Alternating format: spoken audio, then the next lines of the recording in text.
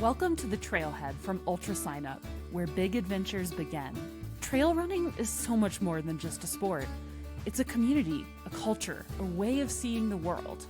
On this show, we're not dissecting splits or debating shoe specs. We're here to get to the heart of it all, the people, the places, and the stories that speak to the soul of the sport. Join me, Zoe Rome, and my co-host, Brendan Leonard, as we'll bring you conversations with the everyday athletes, local legends, quirky characters, and creative minds who make trail running what it is. Messy, joyful, gritty, and deeply human. Because it's not just about chasing finish lines.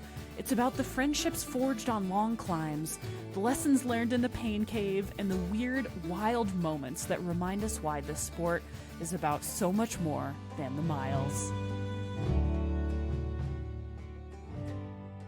The Trailhead is brought to you by Running Warehouse. Running Warehouse offers the best brands and the widest selection of running gear. Their in-house experts make it easy to find the right shoes and apparel with thousands of reviews, product deep dives, how-tos, and more. Plus, with free shipping and fast delivery, Running Warehouse makes ordering really simple. I just got a pair of the La Sportiva Prodigio Maxes. These shoes rock. It has a supercritical ETPU core and nitrogen-infused EVA cage. It has incredible energy return for your next long run or even race day. This shoe is a mountain workhorse. Stable, grippy, responsive, but lightweight and extra cushy for big days in the mountains. Honestly, I'd pick up a pair now before they sell out. The best thing about Running Warehouse is that they have everything you need all in one place. Nutrition, hydration, packs, socks, jackets, everything but the trail, basically. So be sure to check out Running Warehouse before you head out on your next big adventure. Zoe, have you ever considered entering a last person standing race?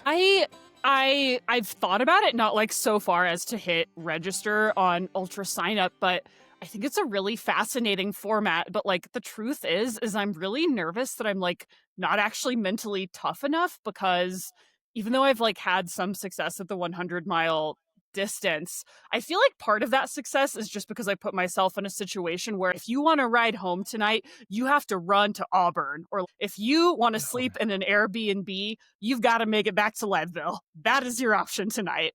And I wonder, I feel like it takes an entire other level of mental toughness or some level of something else to like run past a warm tent where they're like cooking chili and they have puffy coats and it smells good and it's warm and you have to sit down and get a little TLC from the people you love most in the world, and then you have to start running again. Or your tent is sitting right there with a sleeping bag in it. And you're like, hey, I'll just crawl in there.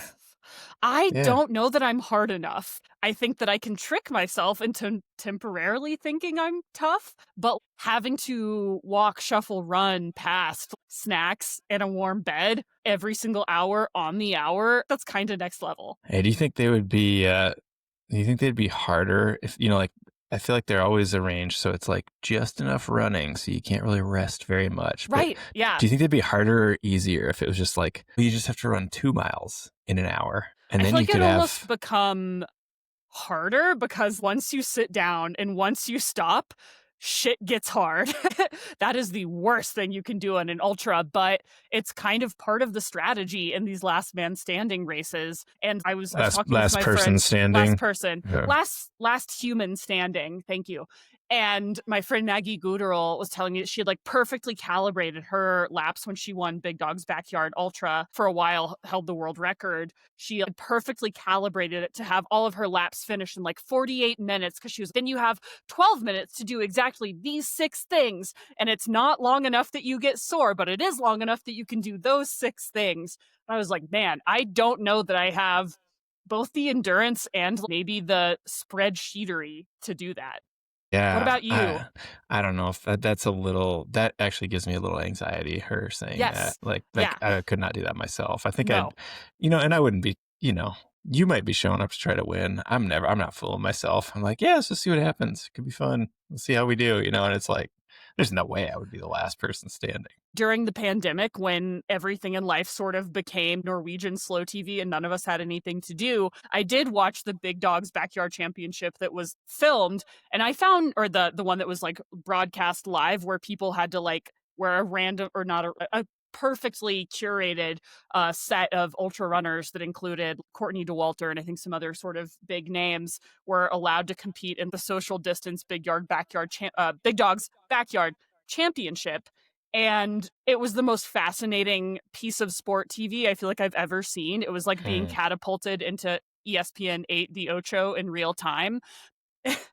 And my most distinctive memory, there was one person that was running who their wife was milking goats in the background of them running. Literal goat milking was occurring live on air.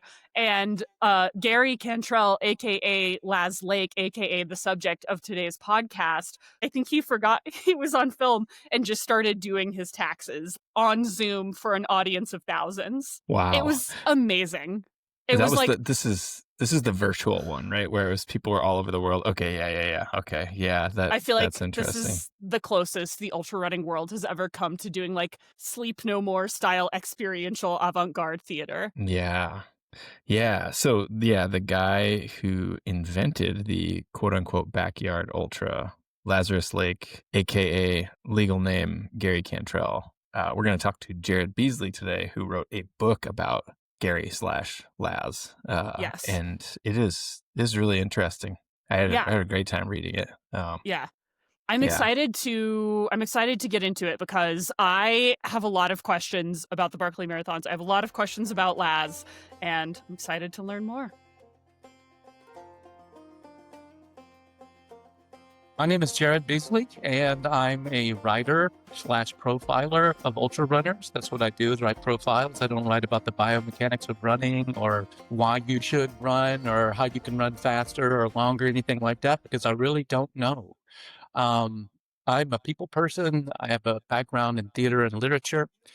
And I've worked for the New York Times occasionally, The Guardian sometimes, and I'm a columnist for Ultra Running magazine. My running is very boring, very average. I'm an urban runner.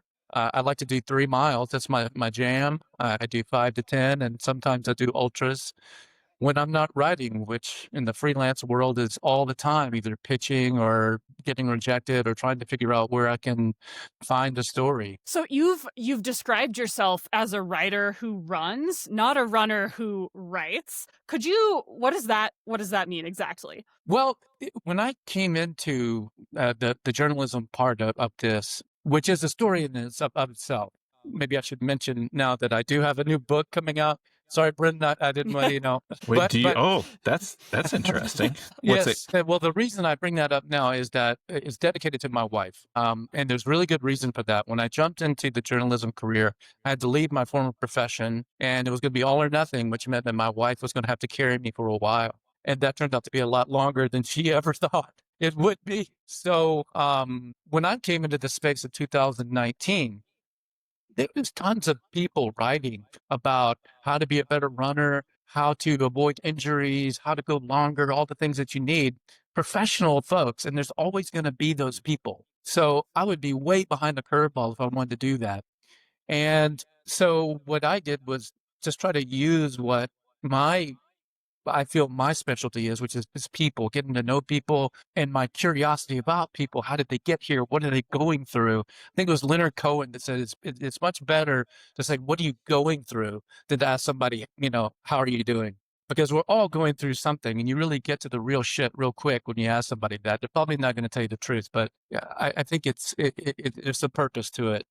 But so that's what I've done. I've only basically written about ultra runners are creators. I've written about a few races, but I'm generally clueless about the top runners, what they've done, what their splits are, things like that. I'm a little bit more aware now than I used to be, but for me, it's all about people. I feel like you're right at home here on a podcast that has absolutely no information for people on how to get better at running. I was just going to say, like, the elite runners they're like you and I, but faster. That's really profound what they do. Stuff, they do the same thing we do, but much faster. Yeah. You do not have to be elite to be faster than me, my friend.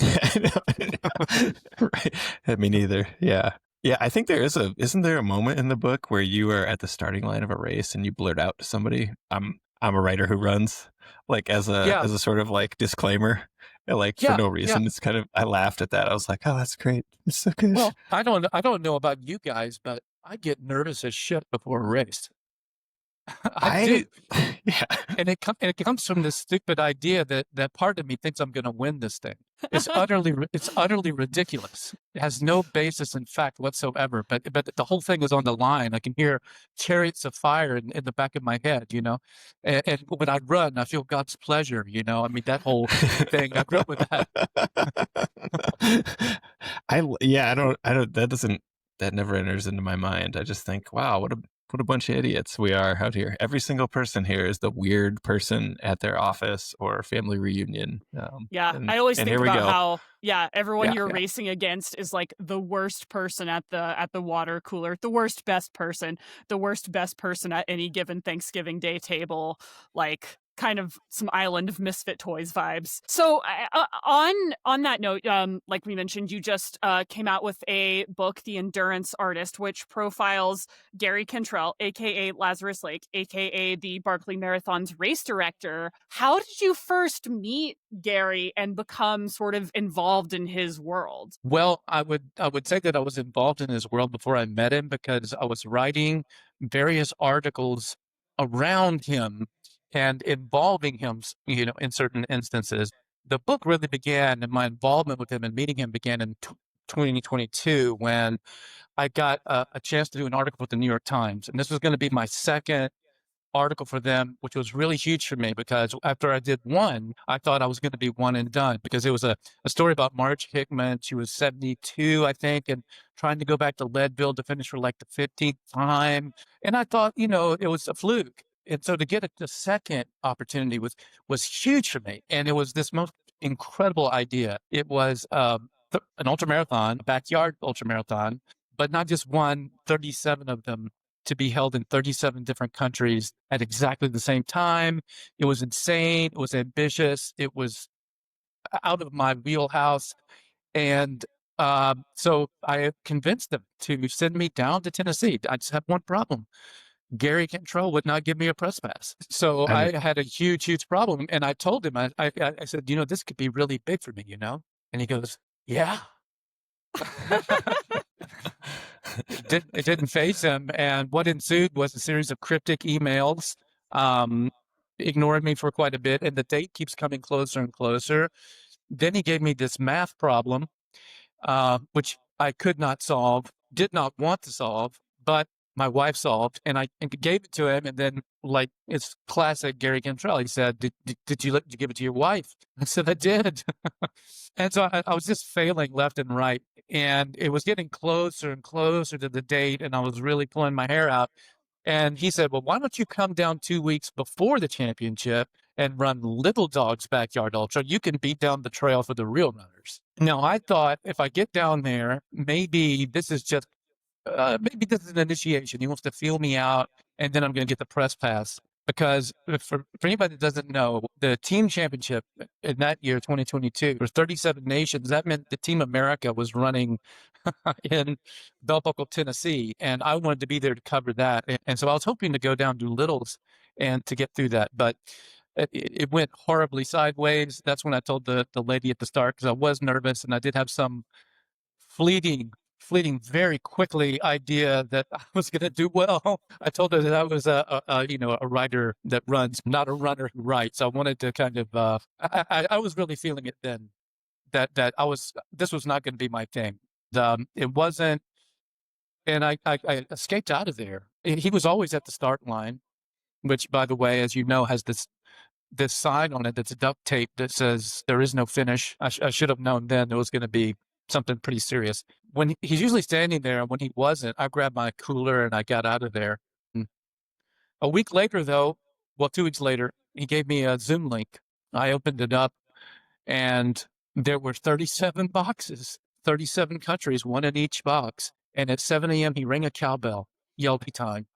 And I watched as these runners took off in Germany, in a rainstorm. And these runners in South Africa were moving around a brush fire like 10 stories tall. And in Ukraine, they were running under a Skystrike cruise missiles. They couldn't ring a bell or a horn. They had to whisper to each other, 1, 2, 3, go, and they would take off. But because I hadn't gotten the press pass, that became the article that I wrote, was basically only on the Ukrainian team and what they had gone through to get there.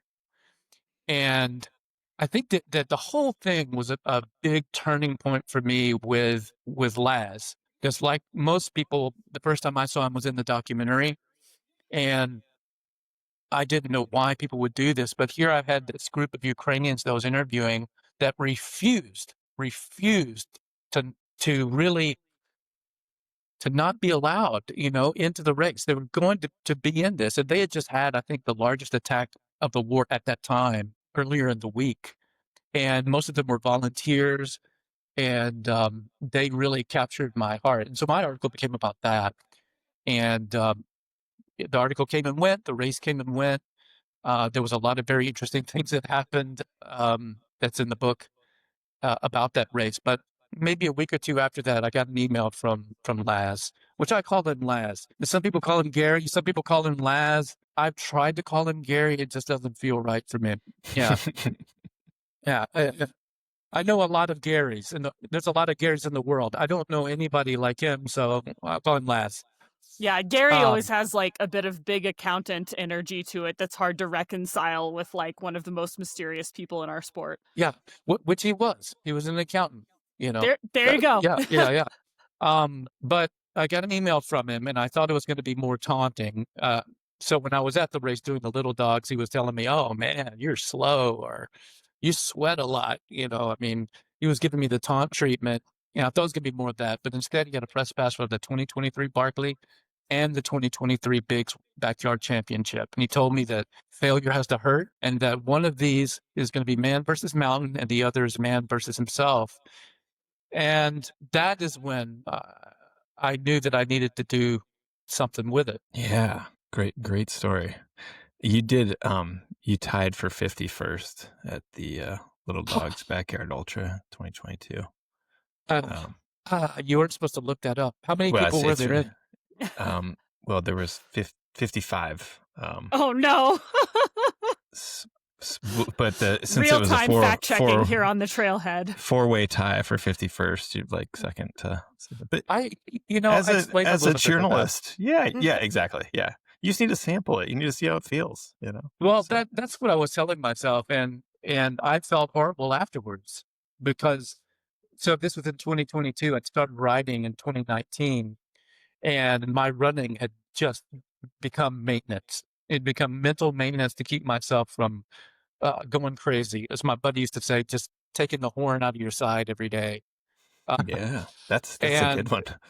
And so I was really out of shape. And then in my mind, I was just there to get a feel for it, and to get to meet him and talk to him about the championship and try to figure out, what it is about this format that was capturing people. But running is what I'm supposed to be doing at the same time. So it did hit me. I did feel bad. It kind of reminded me a little bit of Rocky. That's a horrible analogy, but myself and Rocky, but it did remind me of the movie because movies are my thing. I'm a movie person. And there's a point where Apollo Creed was saying all those bad things to Rocky, on TV, and Rocky was kind of laughing it off or whatever. And then he's coming out of the house, and Adrian is there by the porch, and he stops, and he turns to him, and he says, all those things that he said, it did hurt.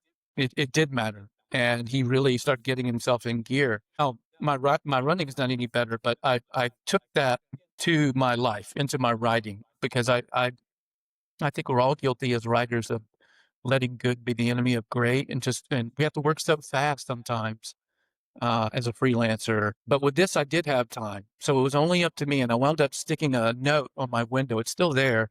It says how good, and I was just going to, and it was more of a dare than question. And just every day, like, how can I make this paragraph better?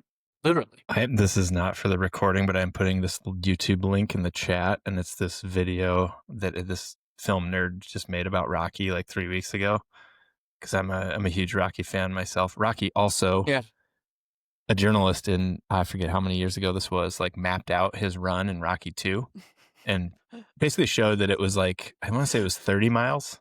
So Rocky, because just of the like way warming up with the 50K. Because the way it was cut in the film, it's like, oh, it doesn't make any sense the way he ran around Philadelphia and ended at the art museum. It's like, and he's like, if it did go this way, it would have been an ultra marathon, which is ridiculous because it's like he runs for like 5 minutes and all the kids are running with him and whatnot. But the film I just put in the chat is this guy shows that exact scene you were talking about when he comes out of the apartment and says to Adrian, it did hurt. But yeah, anyway, sorry. Yeah. If you can see the chat, you should watch it. It's like 12-minute video. Not off topic. Did you see the Stephen King movie, The Long Walk, which just came out a week and a half ago? And was referenced in the prologue to the book. Yeah. Well, it's also in the book about how there's a number of things in there that had to have been placed in the back of his psyche.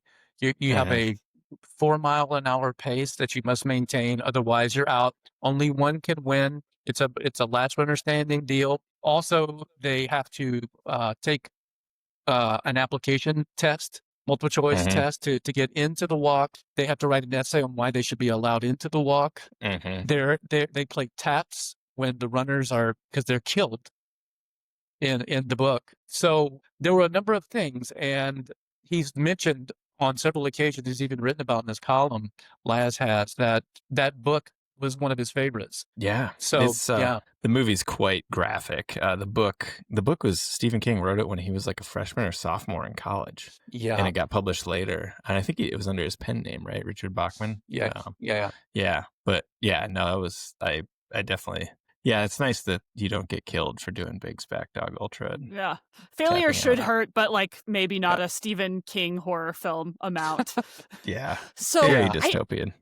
So it feels like a big part of the project of this book is like in understanding Laz, we can understand the events he directs and thereby maybe understand sort of like our emotional relationship to the sport. Like, why are certain aspects of the sport so sticky for us? And I feel like there's all of these really lovely little moments like that you just mentioned with the long walk that sort of like act as these little like sort of like Rosetta Stones for like understanding who Laz is. And one of my favorite moments was quoting you to you now is, ultras began to make sense in a different way. Suffering didn't have to be meaningless. It could be what you needed to see things more clearly. More than just added distance, they presented the chance to find the limits of one's will. So I'm curious, like, what are the other things that you learned about Laz in reporting out this book that sort of became those like aha moments of like, oh, and that's why it's this way. And like, that's why our sport is this way.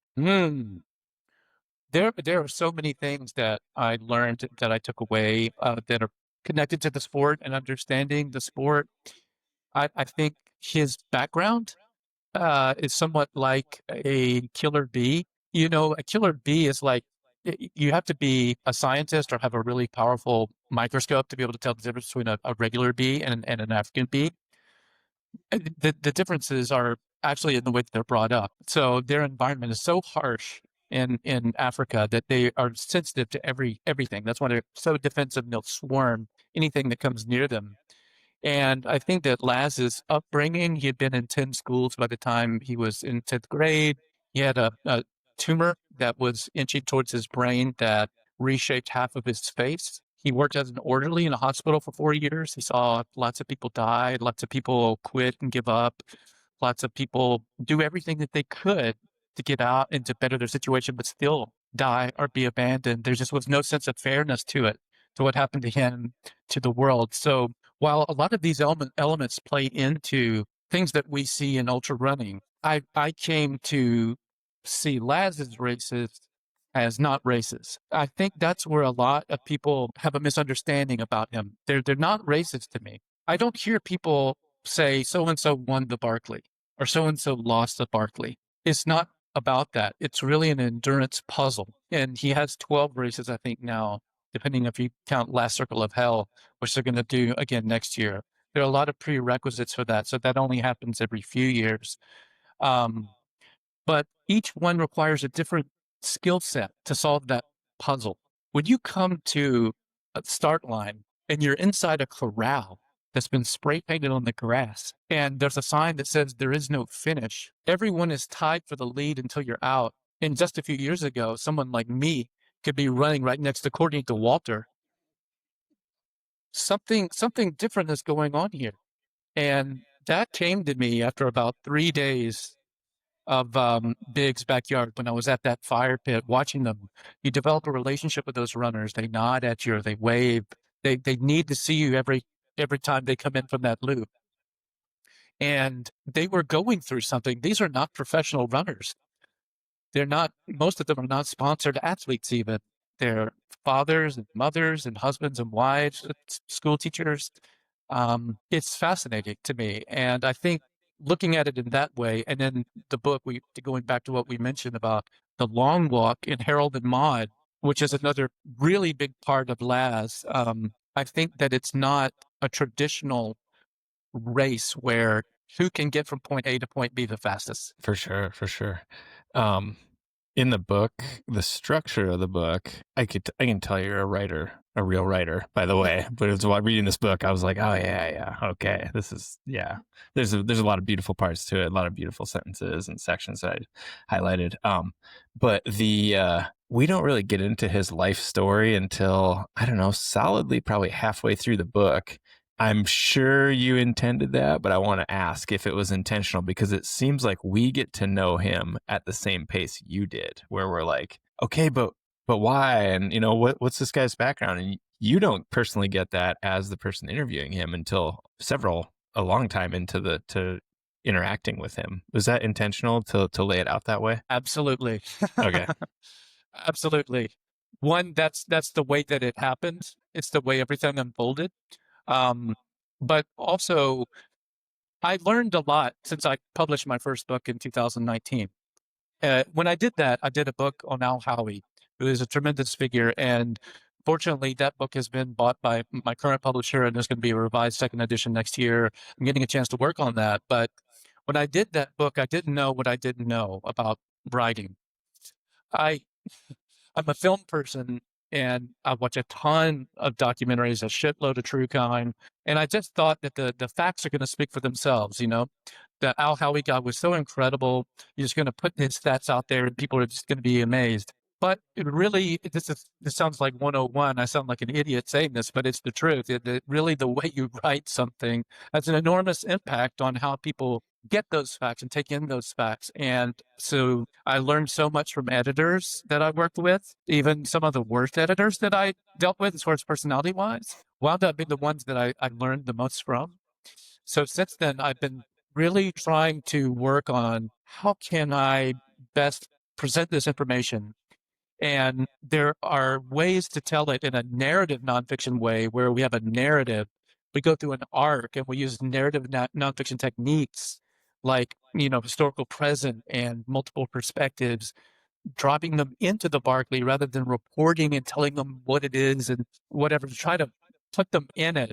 And Laz all the time being this figure that's an Ahab kind of guy up, by the mass that we get closer and closer to until we can get to that climax is, it's actually the way it played out, because he doesn't give you anything easy, but it's intentional. Yeah. So, there were parts of this book to me that almost just read like a writer or journalist's, House of Horrors. There's, no ability to plan ahead with a press pass. You're getting math problems. You're getting cryptic emails from a main character or a source who, maybe doesn't want to be written about, or, actually maybe wants to be written about really badly, but in a super specific way that's, absolutely not your job as the writer or journalist. And I feel like there's this sort of challenge in writing about Laz and about the Barkley marathons and a lot of his other events generally, where it's sort of trying to hold water in your hands. There's a very slippery quality to him. I'm curious, was it really hard? What were the big challenges that you came across in trying to tell the story of such a complicated and slippery person? Slippery in terms of dynamic. He had a number of problems with his cell phone that became a real issue. So after I had gotten into his world, I then had to endure it. And many people have that exact same experience, I feel like. I had a theory, it's funny you say that, because I had a theory that there were a lot of writers that had done pieces on the races, but there were very few that went back for a second helping.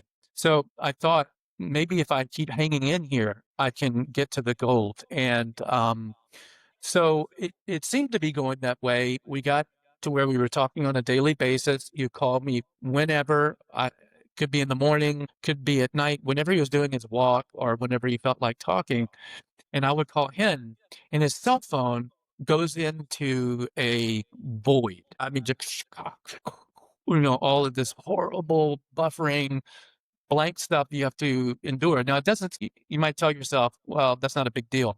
But when you're talking every day for a year, it becomes extremely annoying. Also, he's a bit like a wind-up doll. You get him started on a topic, he might say a few words about it, and then he'll go off on its own tangents of where his mind wants to go.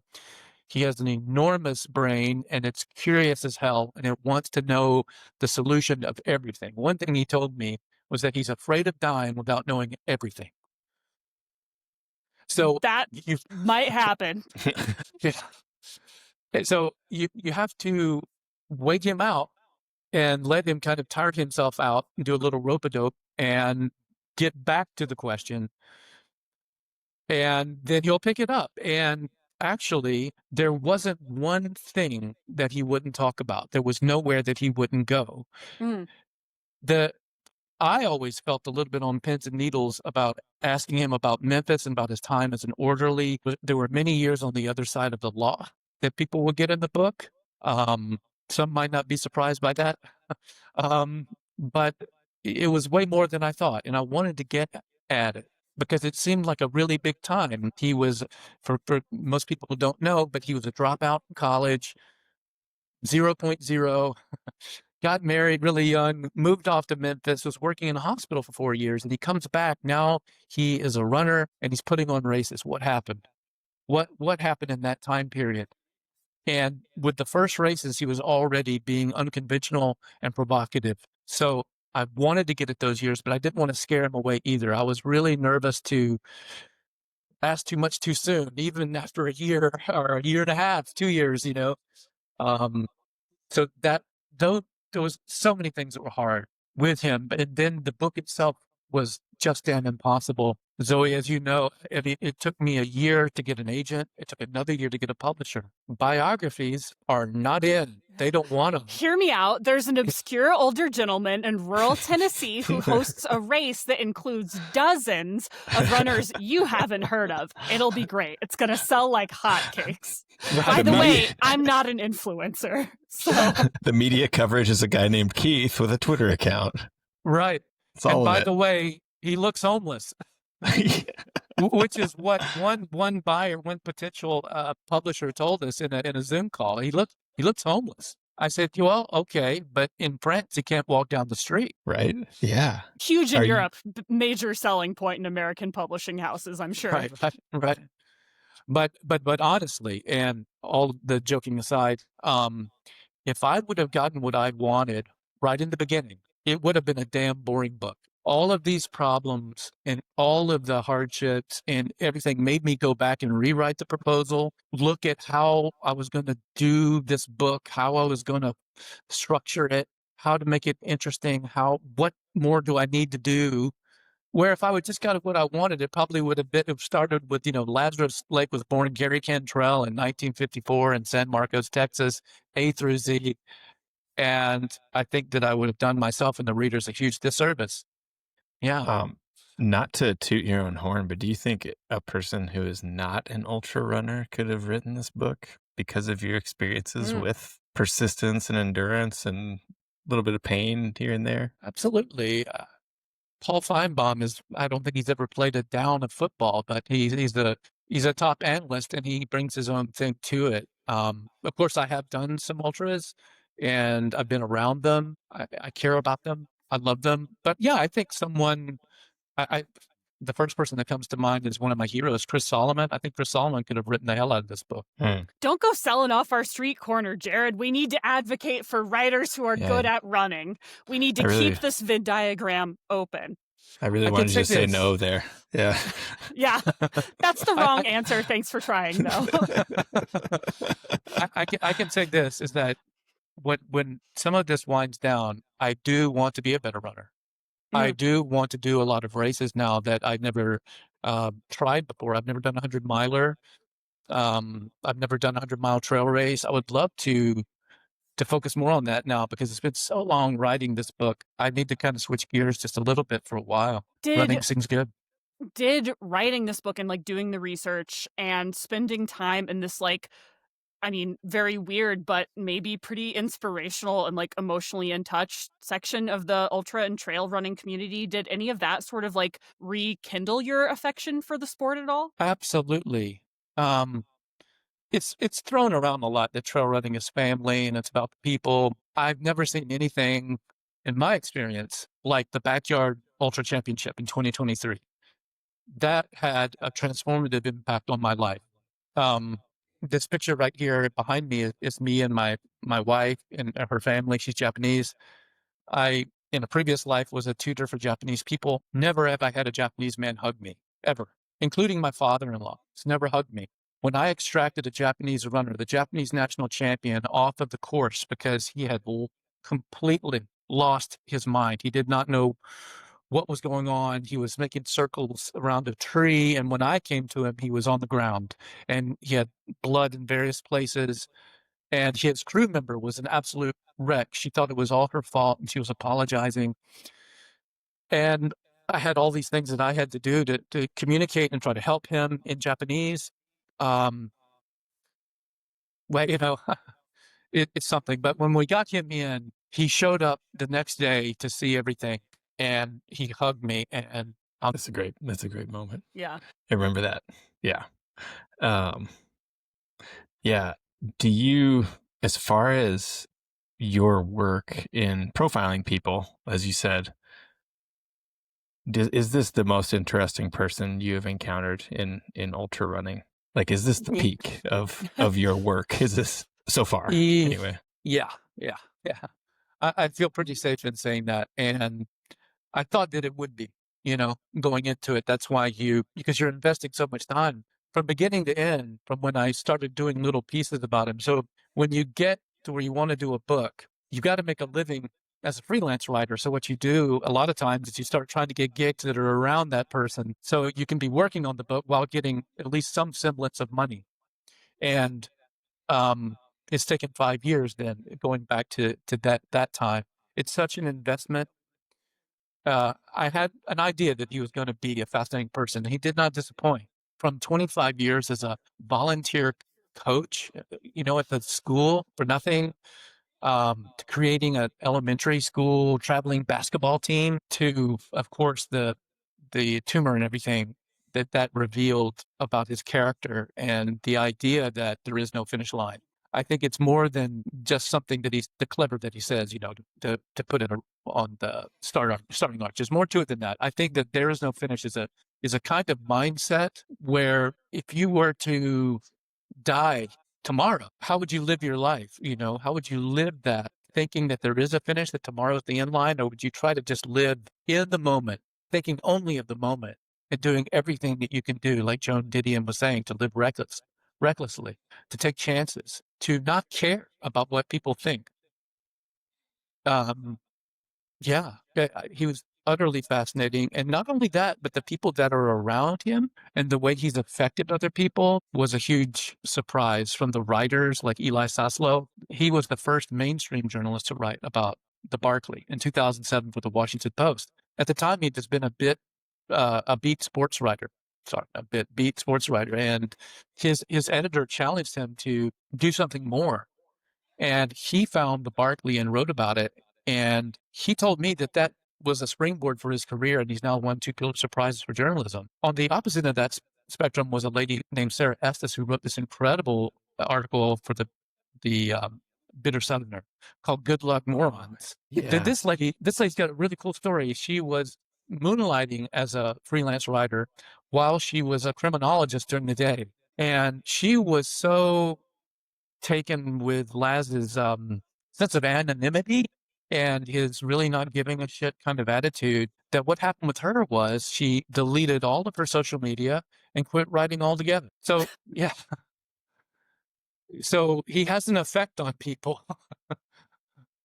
So you'll appreciate this because you mentioned you like filmmakers. There's like this extremely cinematic quality to Laz, and like the cigarette and like blowing the conch to start the Barkley marathons, and like everything is like almost perfectly calibrated and stage managed to just be absolutely catnip for a writer. I couldn't come up with this if I was trying, but I also feel like there's this core sort of like tension that I keep coming back to, is that Laz and a lot of his events, Barkley especially, exist in this like sort of anti-establishment space. It's mysterious, underground, and like runs counter to all mainstream sport norms. And yet it's also now one of the most widely endorsed and covered events in running, to the point, where we have like what I'm Gonna Fan Cast will be a very popular book about it. And like it gets a lot of mainstream coverage and it has these viral moments. And like, I don't know how far we are from having a winner on Good Morning America, but how do you think about that contradiction? Does like bringing Barkley and Laz into the cultural spotlight, how do you wrestle with covering that while still responding authentically to like what made it feel so subversive and interesting in the first place? That's an interesting question. How to tackle that one? I think that he would be the most surprised of anyone by what's happened and how it's taken off. His intention with the Barkley was to create a race that was not all that, he told me. So when he created that race, it was a series, if you get into the book, of races that he was already using subversion of norms. He created a marathon first. It was 29 miles long. The marathoners were not happy. He Sterling Jim 40 was 41.2, but then he gets into this something called the idiot's race, and he was calling himself idiot and mutant, germ, things like that. He had all these strange nicknames that he gave himself. He was always counterculture in that way. He felt like he didn't have to be obligated to use his own name. So by the time he got to the Barkley in the mid 80s, the trail boom was really coming on.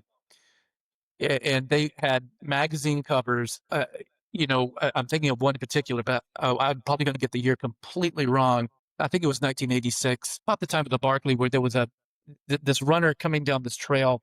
For me, it's a pretty well-marked trail. You can see this is a trail. And the headline there was, "Is there even a trail there?" Yeah, because it was just like, and so Laz, then took that idea, and he has a mocking sense of humor, and a taunting sense of humor, and tongue in cheek. So out of that idea and of the races that he had already been creating, like the Idiot's Run, where he was constantly upping the distances, throwing in curveballs, not knowing directions and things like that, he took that, and this Harold and Maude really, if you've never seen the film, the guy's faking his own death in front of his mother throughout the whole first 30 minutes, setting himself on fire, riding around in a hearse. And that film had a huge impact on Laz. And so I think he started to incorporate those things and put them into the Barkley, which if you ever go there and you go to Frozen Head, I just got back, so I feel even more confident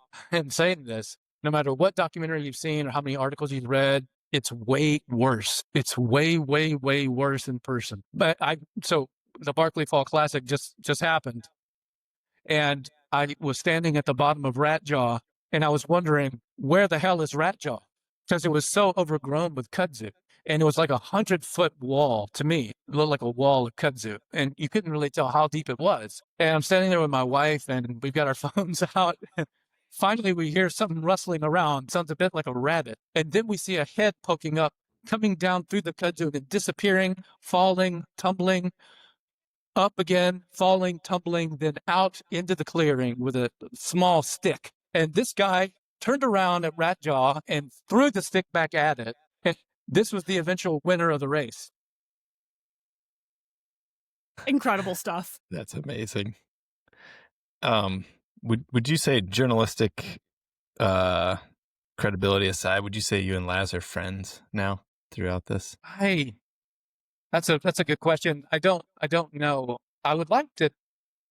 I would say that there's a certain relationship. I think if you go through the book, that it starts with getting nothing from the guy, no response at all to cryptic messages, blah, blah, blah. But by the end, when we get to the epilogue, I'm crewing him for 10 days on his walk across America. And when certain podcasters or interviewers ask me if I had to just keep one section or one page out of the book, what would you keep? It would be that section, actually. Mm-hmm. I think it shows that he's not just all talk, that he really does walk the walk. When I got there to crew him, he was almost 70. He had a blocked femoral artery in his left leg. He had a pinched nerve in his back that would act up from time to time. He had just had a stent put in his carotid artery. He had Graves' disease. He couldn't run, and he was going to walk across America for the third time. And he was doing it. We were somewhere around 8 or 9 days into my time with him, and he had done a week before that, before I'd showed up. And we got into this hotel room, and we were staying in the same hotel room. And in the morning, he got up 5 o'clock, like usual. And the normal spiel, the routine that he has is to get up, crack open a Dr. Pepper, have a cigarette, and then a 16-ounce bang, which is like liquid, everything to get you moving, attention deficit disorder creating beverage. And then he would start his walk. But this morning, he looked like death warmed over. He was really ashen. He was pale, and he wasn't going to go. I had never seen him like that. He had a defeated kind of attitude, which you don't expect from him. His eyes were droopy, and he was sitting in a chair in front of me. I was still kind of laying on the bed. I'm not a morning person. And I was trying to conjure up what the hell to say to Lazarus Lake when he wants to quit. And I was coming up blanks. I just stared back at him, just tried to listen to him. And this went on for 20 minutes, 25 minutes, 30 minutes. And then he was sitting in this chair, which he normally needs a straight back chair because of the pinched nerve in his back. And he had kind of leaned over a bit, and he ratcheted up like this into this frozen position, and his arms went out to the side, and his eyes got really wide. And what had happened was that nerve had pinched in his back. But the most incredible thing happened in that moment. His skin was suddenly full of color. His eyes were bright, and that was what he needed. That was somehow the catalyst to get him moving. 30 minutes later, we're on the road going towards West Virginia, and he's texting, fired up, and headed to, by God, West Virginia. And he climbed this god-awful mountain the rest of the day. It was unbelievable. That moment to me is the personification of a John Kelly or a Harvey Lewis, people that have been broken out there and they keep going. And I think a lot of ultramarathoners can really get something out of that or relate to that. They've been there themselves. It doesn't matter, even if you're an ultra runner, but a regular runner doing even a half marathon or a marathon. But he really does walk the walk in his own way because he can't run anymore. I mean, like our sport, even like we think we're on first name terms with the guy. We call him Laz. Like he's like Cher. It's just Laz, and he occupies like potentially an outsized, like maybe sort of amount of attention or energy in the space relative to like, I mean, depending on how you measure, I don't know, whatever, like success and capitalistic, like money and UTMB points kinds of terms. And so like, I feel like people like in the sport definitely have this like parasocial relationship with him. I'm curious, like what you think we get wrong about Laz or what we might misunderstand about him, folks that maybe don't have the same understanding and access. The first thing I would say is, going back to something we talked about earlier, I really came to see these creations as not being races in the terms that we normally think about races. He talks about Ball State a lot. And there are so many fans of Ball State, which is his run across Tennessee is 314 miles. Well, it's 314 because it's 100 times pi. This is the kind of thing that he thinks about. He's always working on that kind of stuff. So I think that when he tells you that he's hoping that the runner has a transcendent experience out there, he's recreating or trying to recreate in these runners what he experienced himself as a journey runner. That's what he was. He was never a fast runner in high school, in cross country, or even when he bumped up to ultramarathons. He always found himself middle to the back of the pack, not unlike myself. And the journey runs became ways of exploring the countryside. That his map, you've probably seen it with all the orange lines where he's gone over all the roads. Those are his journey runs. And so in the ball state, he's trying to create that transcendent experience in a person. And there are non-runners who do it 314 miles. They sign up, they see it on the road, they see them go by. I had a friend just recently, a guy that I've known since I was a kid, who lives in Tennessee, had no idea why these people every year, these vagabond looking souls come trudging by, that this was actually a race, but there are people that ask and find out and say, I want to do that. And when it comes to the Barkley or bigs, it just attracts a different kind of person to have that transcendent experience than something like the ball state. There's something really for everybody in every level. And I would really point to ARFTA, which is an ingenious race. It's called the Race for the Ages, and every runner is given an amount of hours equal to their age. 70-year-old, 70 hours, 45-year-old, 45 hours. A 25-year-old like me, you still get 40 hours. That's the way that works. And whoever gets the most miles in that amount of time wins. It's a simple 1 mile loop. There's porta potties, all that. It's the easiest race he has. And the average winner is 68 years old. It's awesome. What a beautiful sport.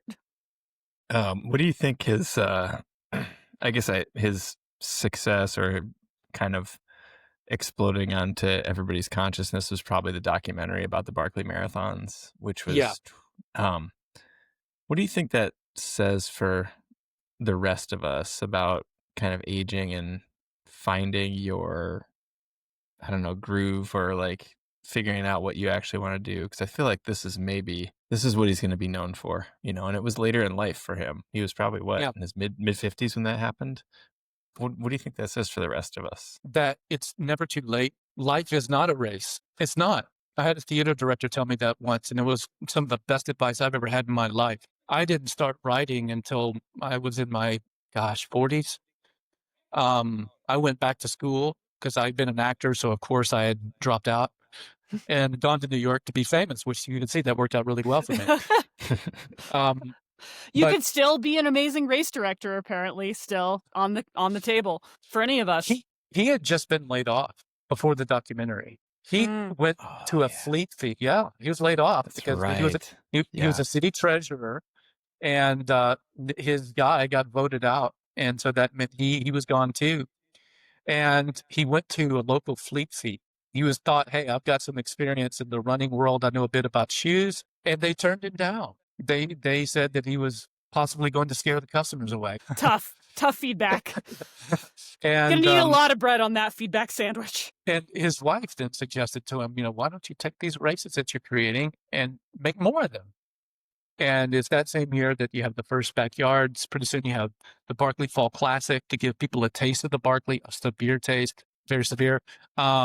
And all of the other races then take off. And it's also then that Leslie Jamison comes down to do an article for the Believer magazine. And that's another writer who was in this strange orbit of Laz. If you don't know, Leslie Jamison is a fantastic fiction writer. She's like my favorite essayist. Yeah, really, really good. And her brother Julian had been doing the Barkley. He'd been telling her about it, but she'd only done fiction. She went down there and wrote an essay for the Believer magazine, which became the catalyst for the documentary. Without all those things happening, he might still be out there running the race in complete secrecy, which is what some of the people there still want that are close to that race, actually. It's an interesting thing. He has embraced change a lot more than some of the regulars and the people in the inner circle of that race who kind of long for the days of yore. He is very open to change. So going back to Leslie, which I think is interesting. She had never done nonfiction. She did that piece. She now teaches nonfiction journalism at Columbia. It's just bizarre how people that start swirling around in that orbit around him they're affected in one way or the other. So I I feel like, trail running is at, sort of this point where like UTMB has basically become this like Gore-Tex Comic-Con, and the Leadville 100 is like almost predominantly YouTubers now. And like everything feels like so like they're almost like the media and the attention feels like disproportionate to the thing that's like actually happening in a lot of circumstances. And everything feels so like the production value is so immense, and everything feels so commercial and big and shiny and just like an overlit Netflix documentary. Do you think that like that sort of desire for something that feels like mysterious and authentic and like not like the opposite of that UTMB experience, and that feels like a little harder to access but like still feels like actually real, is driving a lot of interest in both Laz and his events? I think that's part of it. Absolutely. And it's a big part of it. It's not a secret that if you tell someone that they can't join your club, they're going to want to join. No one is better at doing that than Laz. And he has been really creating something that's unique and offbeat for a long time. But I think there's other factors at play. Whenever you have these paradigm shifts, like what you're talking about, which is huge for the sport, UTMB and the production values, all these things that you're talking about, there's so many different things there to unpack. What comes to my mind is the rise in extreme endurance, period. Not just trail running and ultra running, which I do consider Laz's race as extreme. He says it's just good, clean fun, but I just think that's a clever comeback. It's very extreme. Well, more on that in a second. But there are these other sports that have seen huge booms in the last 15 years, and I don't think it's a coincidence, like freediving. When I saw the movie The Big Blue in 1988, freediving was an uber niche sport, and it had been banned numerous times because it's damn deadly. 50 to 60 people die a year doing free diving. If you don't know, it's taking one breath, going down as deep as you can go and coming back up. It's seen a 7 to 8% increase over the last 15 years, and is having its own influencers in hotspots around the world, in Egypt and the Bahamas, schools, and all kinds of documentaries now that are out. And usually somewhere in there is someone dying, but the sport keeps going up and up. Parkour. Have you guys seen these crazy, what I'm talking about? These crazy videos on TikTok where they're flipping off of buildings and poles. It's now a $5 billion industry predicted to double in the next 10 years. So if we take those two, and there's some other examples, whether you're talking about free soloing, things like that I think correlate to what we're seeing in the extreme side of ultra running, that I think is connected with what you're saying about this subversive nature and also having this counterculture element. I think the two intertwine. You get people who are looking for a real challenge. Nowadays, the numbers on marathons are not good. They've been plateauing. They don't need help, but they've been plateauing, and 10Ks and 5Ks have been on the decline. Because like someone just told me the other day, they said, I can go to a marathon and sign up and I know I'm going to finish. I can at least walk it in. So there are people out there that are really looking for something that they look at and say, I don't know if I can do that. Yeah. And it's like, I always feel like I'm so close to becoming like old man yelling at cloud about the growth of trail running. I feel like Laz, who like potentially has every reason to be old man yelling at cloud, like creates these events that aren't even like aren't a rebuttal to what's happening in trail running, but just like are a total reframe of the whole question entirely. Absolutely. I think that he has reframed it. They're so different. Each one of them is so unbelievably different.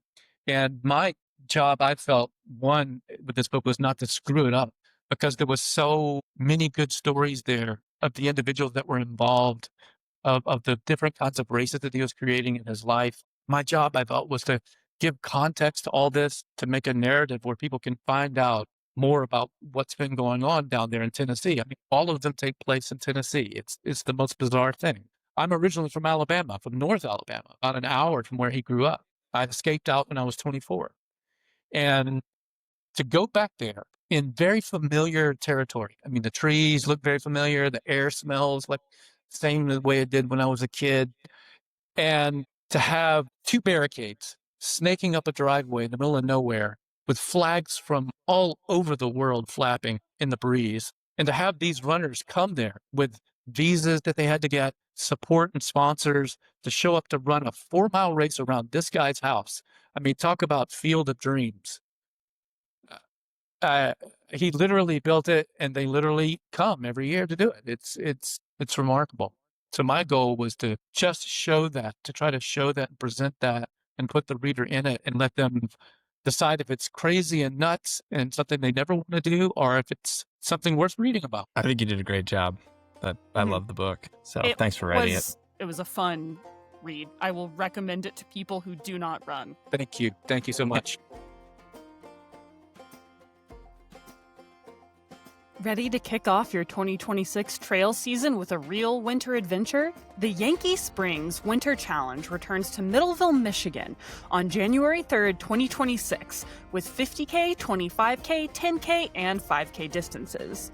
Expect the full Michigan winter experience. Snow, ice, and maybe even a little sunshine on a beautiful looped course winding through the Yankee Springs State Recreation Area. With aid stations every 2 to 4 miles and incredible volunteers, you'll be well taken care of no matter what the weather throws your way. This race is everything we love about winter running. Peaceful single track through a quiet forest, frosty air, and a fast, runnable course. Course records stand at 3:43 for the guys and 4:19 for the gals. So whether you're chasing a PR or are just out there to enjoy the miles, this is the perfect way to start your 2026 strong. Registration is open now. Grab your spot in the Yankee Springs Winter Challenge now at the link in our show notes. Thanks for joining us on the Trailhead. If you love this episode, leave us a review. Share it with your trail crew and make sure to subscribe so you never miss an adventure. Give us a follow on Instagram at TrailheadPod. And you can reach us anytime at trailhead@ultrasignup.com. We'd love to hear your stories, questions, guest ideas, or just to say hi. And don't forget to check out all of the shows in the Ultra Podcast Network. We're building something special, and it's just for you. We'll see you every other week, right here on the Trailhead.